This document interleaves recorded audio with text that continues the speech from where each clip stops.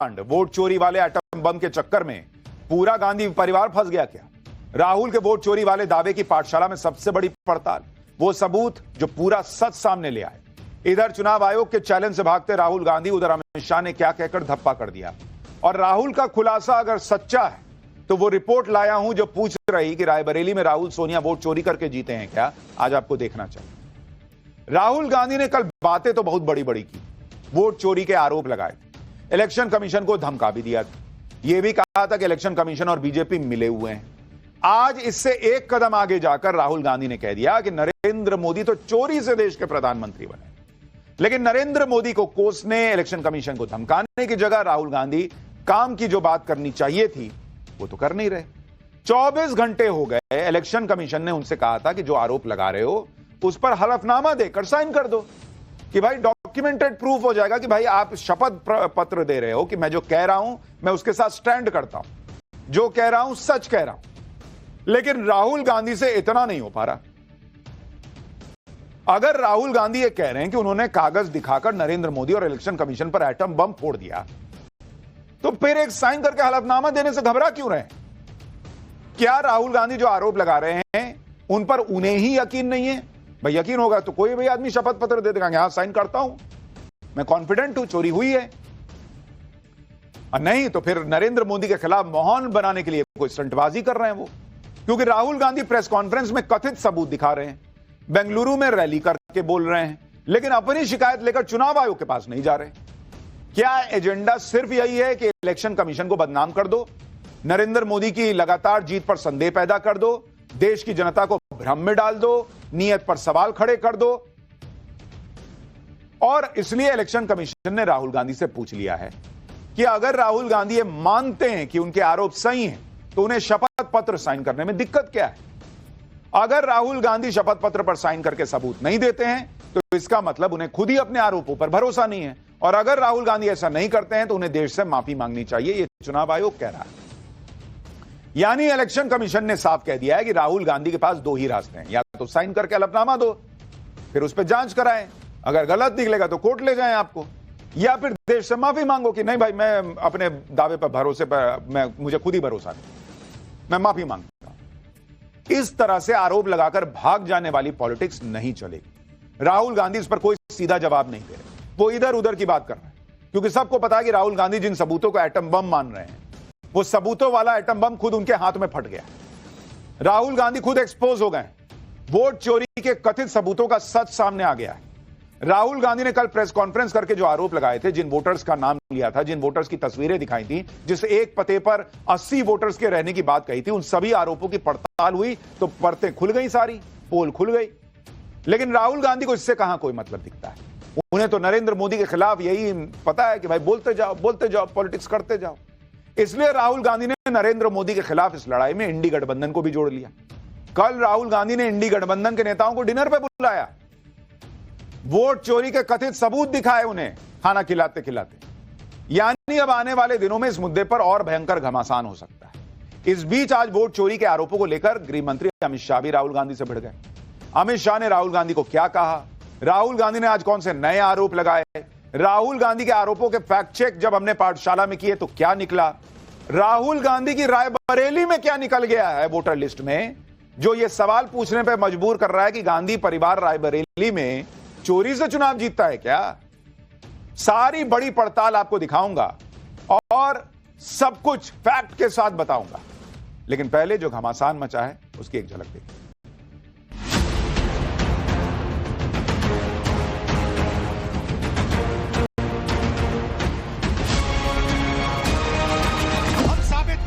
कि हिंदुस्तान का प्रधानमंत्री चोरी करके प्रधानमंत्री बना है। बंद करिए ये वोट बैंक की राजनीति। एफिडेविट क्यों चाह रहे हैं आप? इन्वेस्टिगेट कर क्यों नहीं रहे हैं? मुझे लगता है मूर्खतापूर्ण व्यवहार है।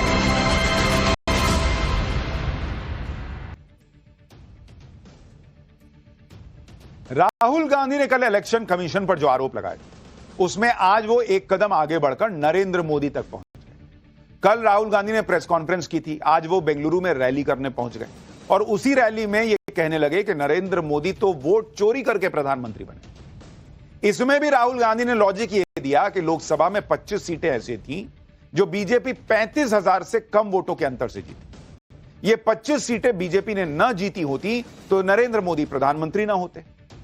यानी राहुल गांधी के हिसाब से कम मार्जिन से जीती गई सीटों पर हेराफेरी की गई है।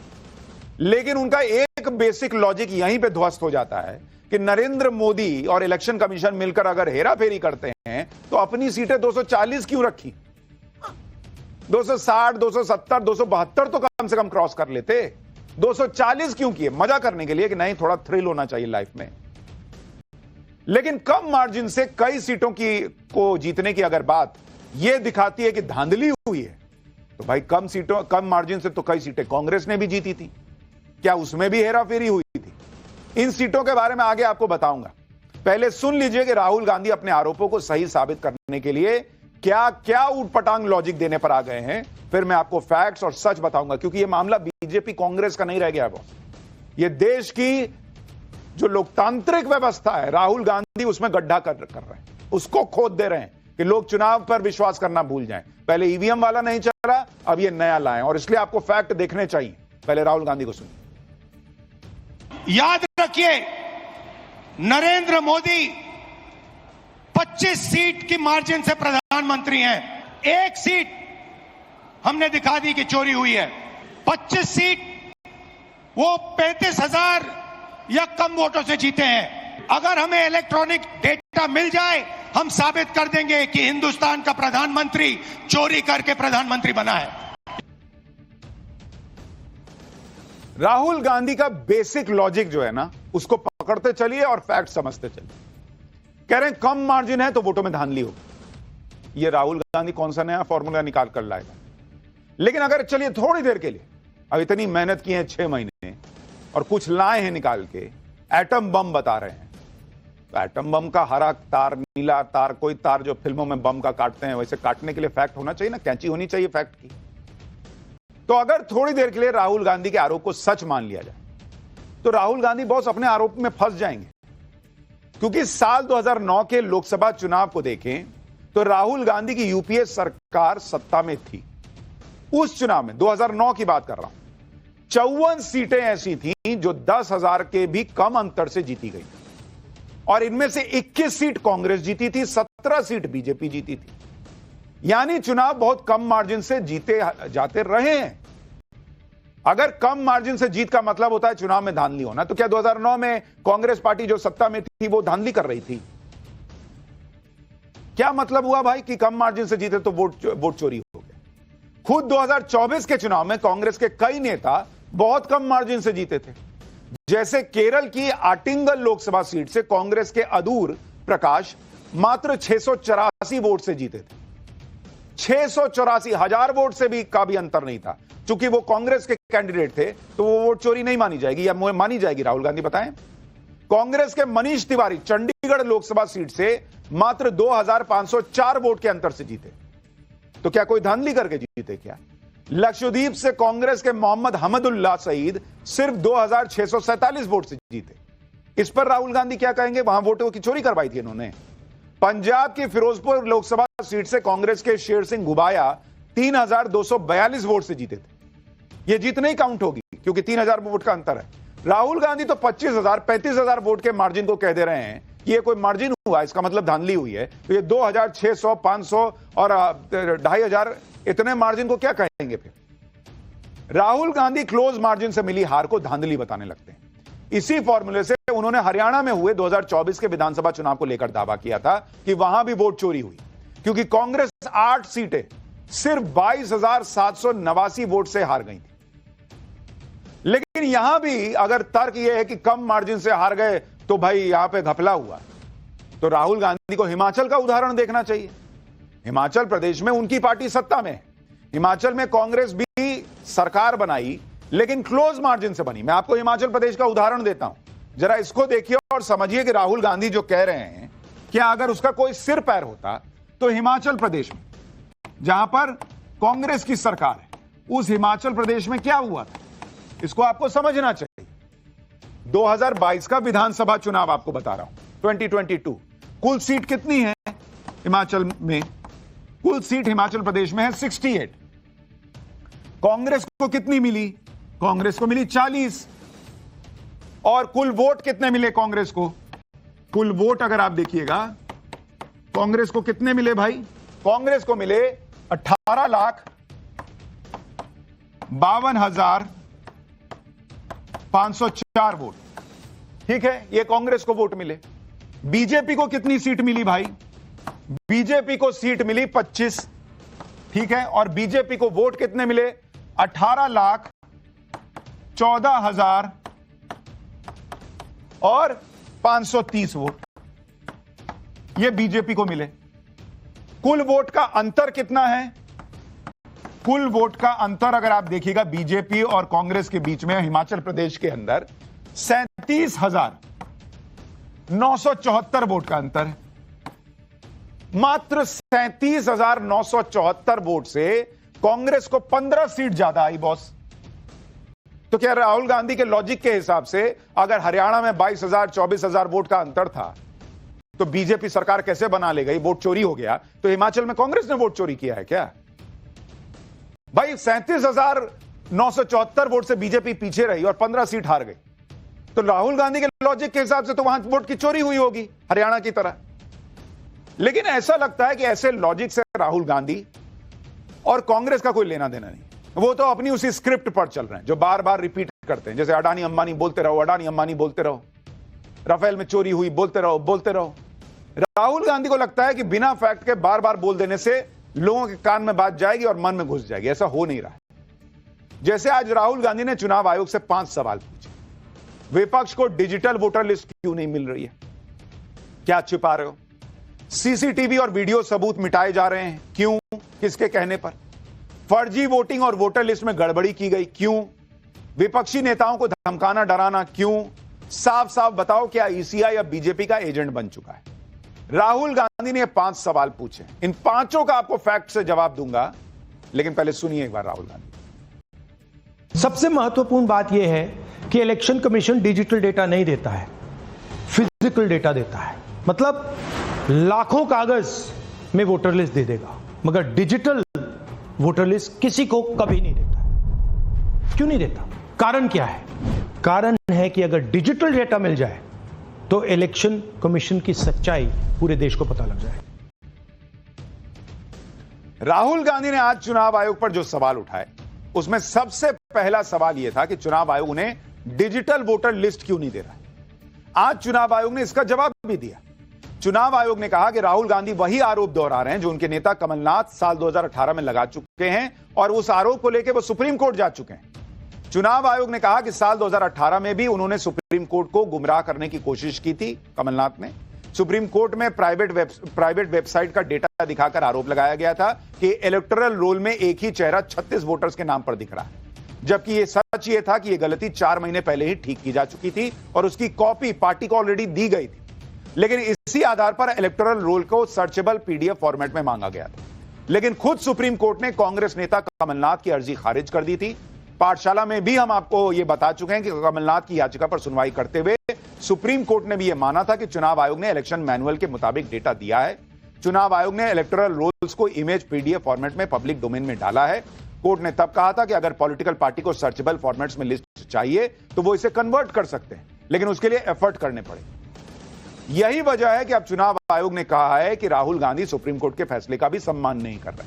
चुनाव आयोग का कहना है कि लीगल प्रोसेस अपनाने की बजाय राहुल गांधी सिर्फ सनसनी फैला रहे, जबकि हर चीज को करने का एक तरीका होता है।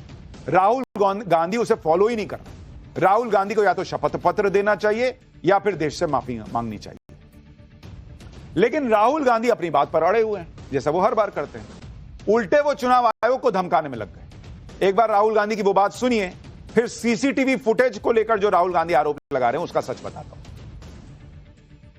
मैं इलेक्शन कमीशन और इलेक्शन के ऑफिसर्स को साफ कह रहा हूं, आप जो कर रहे हो गलत कर रहे हो। ये ट्रीजन है, देश के खिलाफ है। ये मत भूलिए, टाइम आएगा हम आपको पकड़ेंगे, बचने वाले नहीं हो। राहुल गांधी ने एक आरोप यह भी लगाया कि चुनाव आयोग पोलिंग से जुड़ी सीसीटीवी फुटेज देने से इनकार कर रहा है। राहुल गांधी के इस आरोप पर भी चुनाव आयोग ने जवाब दिया।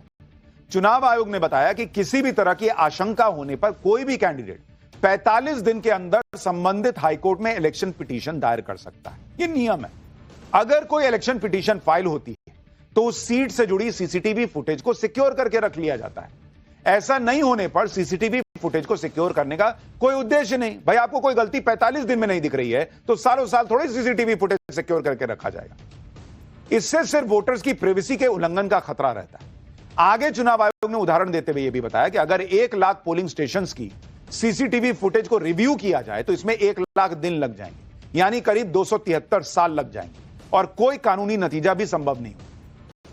तो अगर राहुल गांधी को इतना सीसीटीवी फुटेज देखने का शौक है तो भाई 45 दिन के अंदर हर चुनाव के बाद मौका होता है, आप चले जाते हाई कोर्ट, कहते कि ना हमको सीसीटीवी फुटेज दिखलवाइए। राहुल गांधी वोट चोरी के आरोप इस आधार पर लगा रहे हैं कि कहीं डुप्लीकेट वोटर हैं, कहीं इनवैलिड एड्रेस हैं, कहीं एक ही एड्रेस पर कई वोटर हैं, कहीं नए वोटर के लिए फॉर्म 6 का मिसयूज हुआ है। राहुल गांधी ने 5 तरीकों से वोटर लिस्ट में गड़बड़ी के आरोप लगाए थे, जिसमें उन्होंने बेंगलोर सेंट्रल लोकसभा की महादेवपुरा विधानसभा का केस बताया था। राहुल गांधी का दावा है कि इस विधानसभा में जब उनकी टीम ने 6 महीने जांच की तो 11,965 डुप्लीकेट वोटर मिले, 40,009 फर्जी इनवैलिड पतों का इस्तेमाल हुआ, 10,452 वोटर्स एक ही पते पर रजिस्टर मिले, 4,132 वोटर इनवैलिड फोटो के साथ लिस्ट में जोड़े गए, 33,692 नए वोटर फॉर्म 6 का गलत इस्तेमाल करते पाए गए। ऐसा करके बीजेपी ने चुनाव आयोग के साथ मिलकर 1,250 वोट चोरी कर लिए, लेकिन डुप्लीकेट वोटर, एक ही पते पर कई वोटर, ये सब वोटर लिस्ट की गड़बड़ियों को ठीक करने के लिए ही तो एसआईआर हो रहा है बॉस। यही तो चुनाव आयोग कह रहा है कि भाई कोई यहां का वोटर है, कल को काम करने कहीं और चला जाता है, उसका वहां वोटर लिस्ट में नाम आ गया, यहां वाला हटवाया नहीं, तो डुप्लीकेट वोटर लिस्ट में डुप्लीकेट नाम तो होगा ही। यही तो वो बिहार में ठीक कर रहे हैं बॉस। फर्जी लोगों को हटा रहे हैं, जो मर गए उनका नाम हटा रहे हैं। तो राहुल गांधी को बिहार में दिक्कत है, कर्नाटक में कह रहे हैं ये क्यों कर दिया। राहुल गांधी ने कल वोट चोरी के दावे को सही साबित करने के लिए 1 घंटा 11 मिनट का वीडियो प्रेजेंटेशन दिया। राहुल गांधी ने बेंगलुरु सेंट्रल सीट पर वोट चोरी के दावे को सही साबित करने के कई उदाहरण दिए। जैसे पहला, राहुल गांधी ने बताया कि आदित्य श्रीवास्तव का नाम 4 जगह वोटर लिस्ट में मिला है। दूसरा, राहुल गांधी ने बेंगलुरु के एक छोटे से घर में 80 वोटर होने का दावा किया। तीसरा, राहुल गांधी ने दावा किया कि वोटर लिस्ट में कई नाम ऐसे हैं जिनकी तस्वीर या तो बहुत छोटी छोटी है या फिर तस्वीर है ही नहीं। इन तीनों दावों का जिक्र हमने इसलिए किया क्योंकि हमारी टीम ने राहुल गांधी के दावों की सच्चाई जानने के लिए इनका फैक्ट चेक किया। आदित्य श्रीवास्तव के 4 वोटर आईडी कार्ड के दावे की सच्चाई जानने के लिए हमारी टीम मुंबई में उस जगह भी पहुंची जहां आदित्य श्रीवास्तव कभी रहते थे, और लखनऊ में आदित्य श्रीवास्तव के घर भी हमारे सहयोगी पहुंचे। आदित्य श्रीवास्तव से फोन पर बात हुई तो राहुल गांधी के आरोपों की पूरी सच्चाई सामने आ गई। आदित्य श्रीवास्तव ने बताया कि वो आईटी सेक्टर में जॉब करते हैं और मूल रूप से लखनऊ के रहने वाले हैं। उनके पेरेंट्स लखनऊ में ही रहते हैं। लखनऊ में 2009 में वोटर आईडी कार्ड बनवाया गया था, उन्होंने खुद माना। इसके बाद 2017 या 2018 में आदित्य मुंबई शिफ्ट हुए और लखनऊ का वोटर आईडी कार्ड वहीं ट्रांसफर करवाया। 2021 के बाद आदित्य बेंगलुरु शिफ्ट हो गए और फिर से ऑनलाइन एप्लीकेशन देकर वोटर आईडी कार्ड को बेंगलुरु शिफ्ट करवाया और अभी बेंगलुरु में रह रहे हैं। आदित्य श्रीवास्तव ने राहुल गांधी पर उनकी निजी जानकारी पब्लिक करने का आरोप लगाया। लखनऊ में आदित्य श्रीवास्तव के पड़ोसियों ने भी बताया कि वो अभी लखनऊ में नहीं रहते हैं, यानी वो जहां जहां गए वहां वहां उन्होंने वोटर आईडी बनवा लिया, तो उनका 3 जगह नाम दिख गया। लेकिन राहुल गांधी ने ऐसा माहौल बना दिया कि बाप रे बाप, ये तो पूरे देश में लग रहा है इकलौता मामला होगा।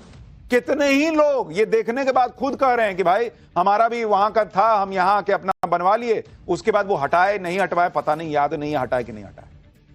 खैर, राहुल गांधी का एक बार दावा सुनिए कि उन्होंने क्या कहा था और लखनऊ में आदित्य श्रीवास्तव के पड़ोसियों ने हमें क्या बताया। ये आदित्य श्रीवास्तव जी हैं, ये महाराष्ट्र में इनका नाम महाराष्ट्र में है, कर्नाटक में है, उत्तर प्रदेश लखनऊ में है और कर्नाटक बेंगलोर अर्बन में है।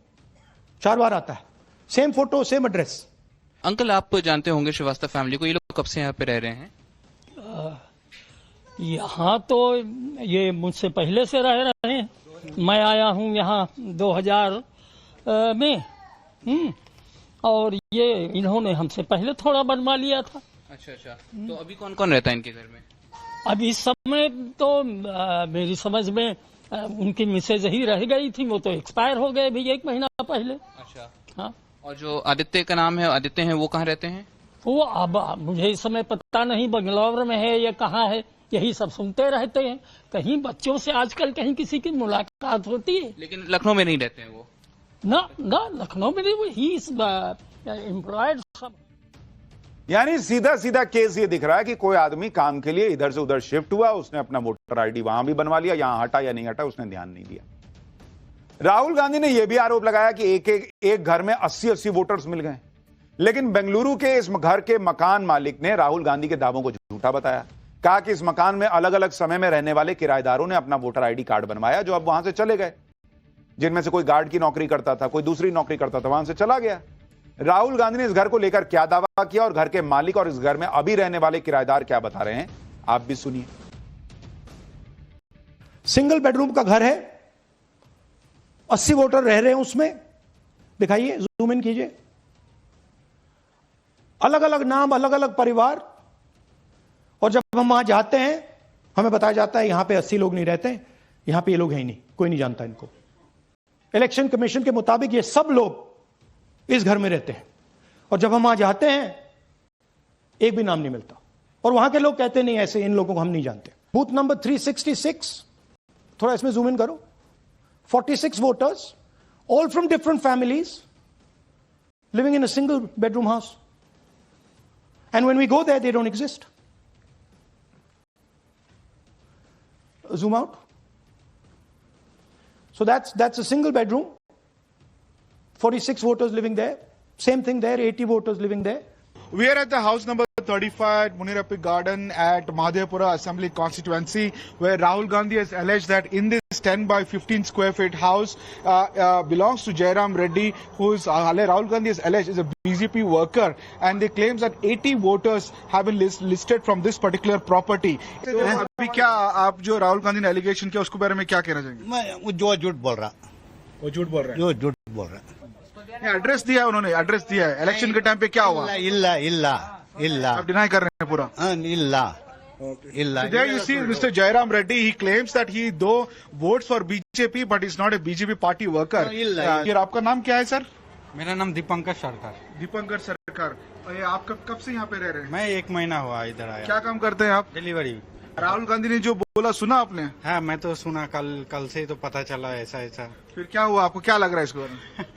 कैसे ये छोटा सा रूम में कैसे 80 लोग रह सकता है? राहुल गांधी ने यह भी आरोप लगाया था कि कई वोटर्स की फोटो वोटर लिस्ट में या तो है नहीं या फिर इतनी छोटी फोटो है कि पहचान में नहीं आ रही। इसमें जिन नामों का राहुल गांधी ने जिक्र किया उनमें से एक परिवार ने सामने आकर राहुल गांधी के आरोपों का सच बता दिया।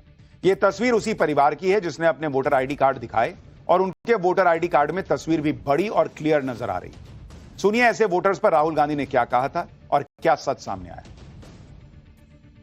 अच्छा, अब ये देखिए वोटर लिस्ट, इनकी फोटो देखिए, या फोटो है ही नहीं या फिर छोटी छोटी फोटो है तो दिख नहीं सकती। इन वोटर आईडीज पे वोट दिया गया है। यानी राहुल गांधी ने जो कथित खुलासे किए उसमें यह भी दिखाया कि कई वोटर्स के एड्रेस पर मकान नंबर 0 लिखा हुआ है और राहुल गांधी ने इसे लेकर मजाक उड़ाया, इसे एक तरह की धांधली बताया। राहुल गांधी का यह बयान भी सुनिए, फिर आपको बताऊंगा कि खुद राहुल गांधी की लोकसभा सीट है रायबरेली, जहां से राहुल गांधी सांसद हैं, जहां से सोनिया गांधी जीतती रही हैं, जहां से पूरा गांधी परिवार दशकों से जीतता रहा है। उस रायबरेली सीट का सच क्या है? हमने राहुल गांधी की रायबरेली सीट पर यही वाला एटम बम फोड़ा तो क्या मिला, वो दिखाऊंगा। पहले एक बार राहुल गांधी को सुन लीजिए। House number 0। No, you're laughing. There are thousands and thousands of these people. No address, house number 0. Rahul Gandhi ने वोटर लिस्ट में मकान नंबर 0 दिखाकर गड़बड़ी का दावा कर दिया कि भाई अगर मकान नंबर 0 है इसका मतलब ये तो फर्जी है, और उन्होंने ये भी मान लिया कि ये वोट बीजेपी को ही पड़ा होगा क्योंकि बेंगलुरु की सीट थी। जब पाठशाला की टीम ने इस दावे की पड़ताल की तो पता चला कि राहुल गांधी की रायबरेली लोकसभा सीट के तहत आने वाली रायबरेली विधानसभा की वोटर लिस्ट में भी ऐसे कई मकान हैं जिनके आगे 0 लिखा हुआ है, ऐसे कई वोटर हैं जिनके मकान के एड्रेस के आगे 0 लिखा हुआ है। ये देखिए, और राहुल गांधी की टीम को 6 महीना लगा था, हमारी टीम को आधा घंटा लगा और हमने इतने नाम निकाल लिए। जैसे वोटर लिस्ट में एक नाम है यास्मीन, उसके मकान नंबर के आगे लिखा है 0, ये रायबरेली का वोटर है। इसी तरह मोहम्मद इस्लाम का मकान नंबर है, वो भी लिखा हुआ है 0। देखिए, मोहम्मद इस्लाम मकान संख्या 0, ये रायबरेली का बता रहा हूं। तो मकान संख्या 0 होने का मतलब है कि वहां से जो जीत रहा है उसको ये फर्जी वोट पड़ा है। तो रायबरेली से तो राहुल गांधी जीते हैं, उससे पहले सोनिया गांधी जीतती रही हैं। एक वोटर है मुकेश, मकान संख्या 0। एक वोटर है रुचि, उनका नंबर आप देख लीजिए, वो भी 0। रायबरेली की रिवाइज्ड और लेटेस्ट वोटर लिस्ट है ये। इसमें ऐसे कई मकान हैं जिनके आगे 0 लिखा है और वहां वोटर का नाम भी लिखा है। जैसे सुशीला देवी, मकान नंबर 0। कनकलता, मकान नंबर 0, उनके नाम के आगे भी लिखा हुआ है। सुशील कुमार, उनका भी मकान संख्या 0 लिखा है। ये सब रायबरेली के वोटर हैं बॉस। बीरन सिंह यादव, मकान नंबर 0। विकास यादव, मकान नंबर 0। सुमन, मकान नंबर 0। गीता, मकान नंबर 0। संदीप, मकान नंबर 0। ये सारे हमने आपको आधे घंटे में रायबरेली की वोटर लिस्ट देखकर आपको निकाल कर दे दिए हैं, जिसमें मकान नंबर 0 लिखा है। अब अगर राहुल गांधी का लॉजिक यही है कि मकान नंबर 0 है, इसका मतलब ये फर्जी वोट है और फर्जी वोट से वही जीतता है जो वहां का विनर है, उसी को वोट पड़ा है, ये कंफर्म है। तो रायबरेली से गांधी परिवार के अलावा तो कोई जीतता नहीं। सालों से वही जीत रहे हैं, पहले सोनिया गांधी जीतती रही, अब राहुल गांधी जीत रहे हैं। तो क्या राहुल गांधी और सोनिया गांधी रायबरेली में वोट चोरी करके चुनाव जीते हैं क्या राहुल गांधी के लॉजिक से? क्योंकि वहां भी भर भर के वोट मकान संख्या 0 दिख रहा है। इसी तरह राहुल गांधी ने यह कहा था कि एक मकान में इतने ज्यादा वोटर्स कैसे हैं। राहुल गांधी ने इसे भी वोट की चोरी का तरीका बताया था। लेकिन अब मैं आपको दिखाता हूं कि खुद राहुल गांधी की लोकसभा सीट रायबरेली की विधानसभा रायबरेली में एक एड्रेस पर कई कई लोग रह रहे हैं। जैसे एक बूथ में मकान संख्या 80, इसमें 18 लोगों के नाम दर्ज हैं। इसी तरह किसी और बूथ में मकान संख्या 4, इसमें 18 लोगों के नाम मिल गए हमको। इसी तरह मकान संख्या 8 एक दूसरे बूथ में मिली, इसमें 27 लोगों के नाम दर्ज हैं। अब यह जांच का विषय हो सकता है कि मकान नंबर 0 कैसे हो गया, या फिर एक एड्रेस पर इतने ढेर सारे लोग कैसे रह सकते हैं, और इसीलिए चुनाव आयोग कह रहा है कि भाई SIR होने दो, ये सारी कमियां निकल जाएंगी। लेकिन अगर मकान संख्या 0 होने का मतलब, एक मकान पे ज्यादा लोगों के निकलने का मतलब यह है कि चुनाव में धांधली हो रही है राहुल गांधी के लॉजिक के हिसाब से, तो फिर वो लॉजिक तो रायबरेली पे भी लगेगा। इसका मतलब गांधी परिवार रायबरेली में क्या धांधली करके चुनाव जीतता रहा है राहुल गांधी जी? चुनाव आयोग से मिली भगत करके चुनाव जीतता रहा है क्या? यह राहुल गांधी को बताना चाहिए। लेकिन जिस चीज को वो धांधली का सबूत बता रहे हैं, वो एक्चुअली वही प्रॉब्लम है जिसको ठीक करने का SIR में प्रयास कर रहा है चुनाव आयोग। वोटर वोट देने गया भी या नहीं, अगर कोई गया तो उसने किसको वोट दिया, यह सब कुछ नहीं पता राहुल गांधी को। मकान संख्या 0 मतलब बीजेपी को वोट पड़ा होगा। एक घर पे ज्यादा वोटर मतलब ये तो धांधली हो गई। यह बहुत आम बात है कि हर चुनाव से पहले वोटर लिस्ट में नाम घटाए जाते हैं, जोड़े जाते हैं, गलत एंट्री या दूसरे नाम हटाए जाते हैं, क्योंकि इलेक्टोरल रोल बनाना एक बहुत बड़ी फिजिकल प्रक्रिया है, उसमें गड़बड़ियां होती हैं जिसमें लगातार सुधार होता है। राहुल गांधी खुद इतने सालों से चुनाव लड़ रहे हैं, उन्हें भी यह बात साफ साफ पता होगी कि इलेक्टोरल रोल की एंट्री में गड़बड़ी हो जाती है और उसे ही ठीक करने के लिए समय समय पर रिवीजन होता है। जहां तक मकान नंबर 0 होने की बात है, तो सिर्फ एक जगह नहीं, देश में कई जगहों पर वोटर लिस्ट में ऐसा दिख जाता है, और गांव में खासकर ऐसा होता है जहां कभी कभी मकान नंबर का अता पता नहीं होता। भाई गांव में मकान नंबर होना कोई बहुत जरूरी चीज नहीं है। बिहार के गांव में तो ऐसे वोटर्स आपको मिल जाएंगे जिनके वोटर कार्ड में हाउस नंबर का जिक्र नहीं है। मैं आपको बिहार के वोटर से मिलवाता हूं जो सामने खड़े हैं अपना वोटर आईडी लेकर और कह रहे हैं कि भाई मेरा हाउस नंबर नहीं है, तो इसका मतलब वो नहीं है क्या वोटर? देखिए आप, वोटर कार्ड में मकान संख्या की पड़ताल करने के लिए हम पहुंचे हैं। सीतामढ़ी के पास ये गांव है जहां पर हम मौजूद हैं। यहाँ पर कई ग्रामीण हैं। हम एक बार यहाँ पर जानने की कोशिश करते हैं कि वोटर आई कार्ड में क्या मकान संख्या होता है या नहीं। एक शख्स है, इनके मोबाइल में ये वोटर कार्ड दिखा रहे हैं। एक बार ये तस्वीर दिखाइए। इसमें देखिए यहाँ पर नाम लिखा हुआ है, निर्वाचक का नाम है, उनके पिता का नाम है, ये चीजें लिखी हुई है। मकान संख्या इसमें वोटर कार्ड में कहीं भी आपको नहीं दिखेगा। आप देखिए, बिना किसी मकान संख्या के ये वोटर कार्ड है। आप लोग के वोटर कार्ड में मकान संख्या नहीं है? नहीं है, नहीं है। कोई संख्या नहीं दिया गया? कोई संख्या नहीं है। अच्छा, पंचायत में सर किसी का पास नहीं है मकान संख्या। गांव में मकान संख्या नहीं दिया गया? हाँ जी, किसी को नहीं दिया। किसी के पास नहीं है मकान संख्या। अब आप देख रहे हैं, ग्रामीण लोग कह रहे हैं भाई नहीं है मकान संख्या, जबरदस्ती लिख दे मकान संख्या। तो उसके आगे किसी ने 0 लिख दिया होगा, किसी ने डैश लिख दिया होगा। आप ये भी देखिए कि राहुल गांधी वोटर लिस्ट को लेकर कैसे कंफ्यूजन फैला रहे हैं। एक तरफ राहुल गांधी दावा कर रहे हैं कि वोटर लिस्ट में बहुत गड़बड़ी है, दूसरी तरफ जब बिहार में घर घर जाकर वोटर वेरिफिकेशन के साथ काम हो रहा है तो राहुल गांधी को उससे भी दिक्कत है। राहुल गांधी कह रहे हैं कि बिहार में SIR तो एक सोची समझी चोरी है। राहुल गांधी लगातार ये भ्रम फैला रहे हैं। लेकिन आप पहले ये भी देखिए कि राहुल गांधी क्या कह रहे हैं और फिर आपको दिखाता हूं अमित शाह ने क्या जवाब दिया। इलेक्शन कमीशन जानता है कि हमने उनकी चोरी पकड़ ली है, इसीलिए SIR आया है। ये SIR जो है इंस्टीट्यूशनलाइज चोरी है। इलेक्शन कमीशन खुलकर बिना डरे बीजेपी के साथ मिलकर चोरी कर रहा है। और ये जो SIR है, इसका लक्ष्य गरीबों का जो हक है, उनका वोट जो है, उनसे चोरी करने का है। मैं आपको एक और बात बताना चाहता हूं। इस पूरी इन्वेस्टिगेशन में हमने वोटर एडिशन को देखा है, मगर जितना एडिशन होता है शायद उससे ज्यादा डिलीशन होता है, सबट्रैक्शन होता है। तो ये सिर्फ एक मेन तरीका हमने पकड़ा है, दूसरे तरीके पे हमने इन्वेस्टिगेशन की ही नहीं है। दूसरे तरीके पे इन्वेस्टिगेशन नहीं की है, लेकिन इनको पता है कि कोई दूसरा तरीका भी है, और वो EVM वाले इन्वेस्टिगेशन का क्या हुआ। राहुल गांधी बिहार में वोटर वेरिफिकेशन के खिलाफ माहौल बना रहे हैं, लेकिन कमाल की बात यह है कि बिहार में ड्राफ्ट वोटर लिस्ट 1 अगस्त से आई। कांग्रेस पार्टी की तरफ से उस पर कोई आपत्ति अब तक नहीं दर्ज कराई गई। बिहार की वोटर लिस्ट का डेटा सभी पार्टियों से शेयर किया गया है। राहुल गांधी चाहें तो अपनी टीम को लगा दें उसमें गड़बड़ियां तलाशने में, लेकिन 1 अगस्त से 8 अगस्त हो गई, अभी तक कांग्रेस या इंडी गठबंधन की तरफ से 0 आपत्ति दर्ज कराई गई। आज बिहार पहुंचे अमित शाह ने भी राहुल गांधी पर इसे लेकर जबरदस्त अटैक किया। सुनिए अमित शाह को। मैं आज राहुल जी को भी कहना चाहता हूं, बंद करिए ये वोट बैंक की राजनीति। मतदाता शुद्धिकरण पहली बार नहीं हो रहा है। आपके परनाना जवाहरलाल नेहरू ने शुरू किया था और अंत में 2003 में हुआ, तब भी कोई विरोध नहीं था। अब आप चुनाव पे चुनाव हारते जाते हो, इसलिए पहले से ही बिहार चुनाव हारने का एक वजह लोगों को बता रहे हैं।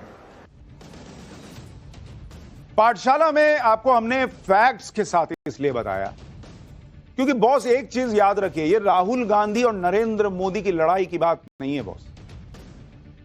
राहुल गांधी जब कहते हैं कि इस देश की इकोनॉमी डेड है, वो देश की नींव हिलाने का प्रयास कर रहे हैं। राहुल गांधी जब इस तरह के मतलब बिना सिर पैर वाले फैक्ट्स रखते हैं और उस पर छाती ठोक के कहने लगते हैं कि यार वोट चोरी हो गया, हमने पकड़ लिया, बॉस वो लोकतंत्र की नींव खोद रहे हैं।